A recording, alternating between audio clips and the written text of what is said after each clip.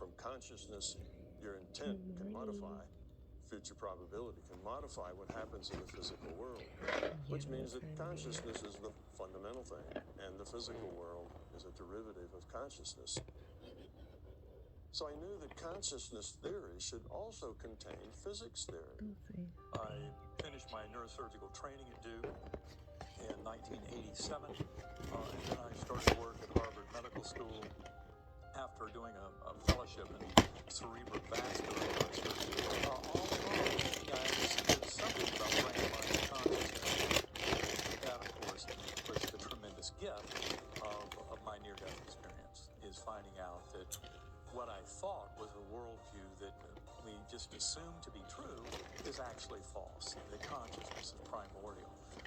All of this emergent reality basically emerges from consciousness. And it opens the door to a tremendous amount of understanding about consciousness and the mind and the power that human beings have over their unfolding reality.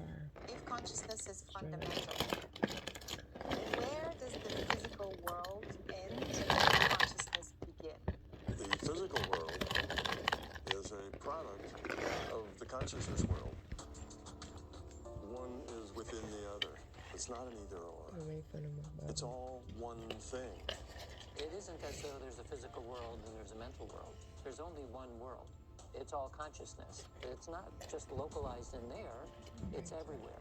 And it's also not in space, and it's not in time. It's somehow before space and time. That's what we mean by fundamental.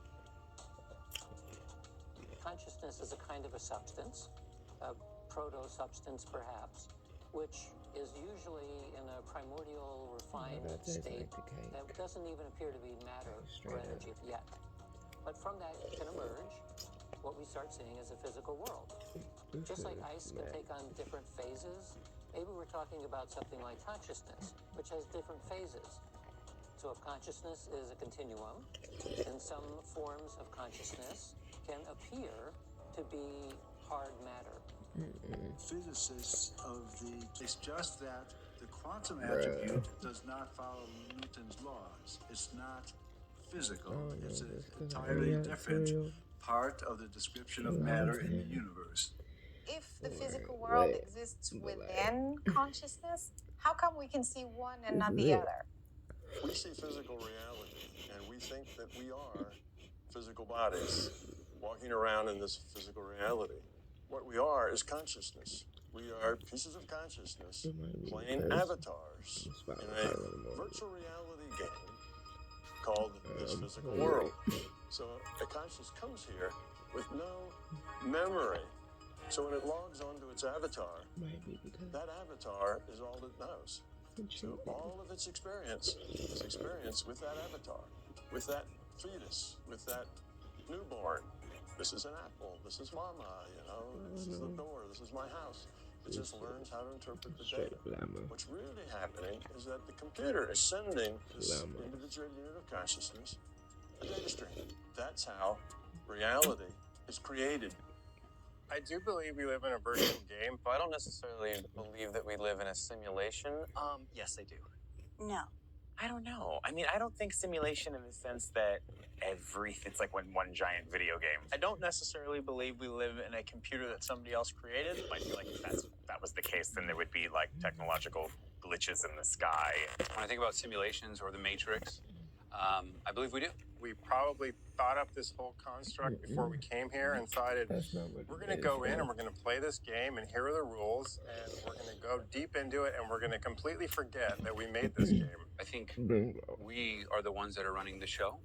I don't know who's running the show, but I can tell you at times I think it's a shit show. Complete shit show. So basically,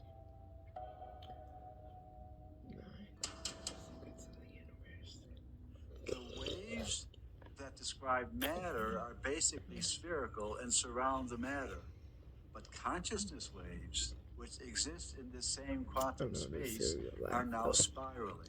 Let's focus on the spin attribute because it is an attribute that is shared most intensely Might have with the gas tomorrow. overall structuring of Because matter unfortunately, in the this is universe. milk. This isn't My milk. body has a whole lot of protons and electrons in it, How's that and almond milk? those produce a joint wave of great complexity that's describing my anatomy. Can you imagine that description of spin in the universe starts with a global spin of the universe, which then restructures in more local spins, which have a memory of the initial global. We see all the galaxies I rotating, messed up. and the stars in the galaxies are all rotating.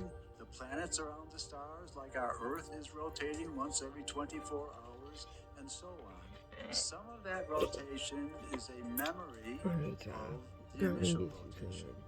Therefore, the universe is imbued with this enormous description of rotation, from atomic matter scales to the global scales of galaxies and their clusterings and voids and the overall structuring of matter in our universe. Consciousness waves do share this attribute of spinning and rotating, and our minds can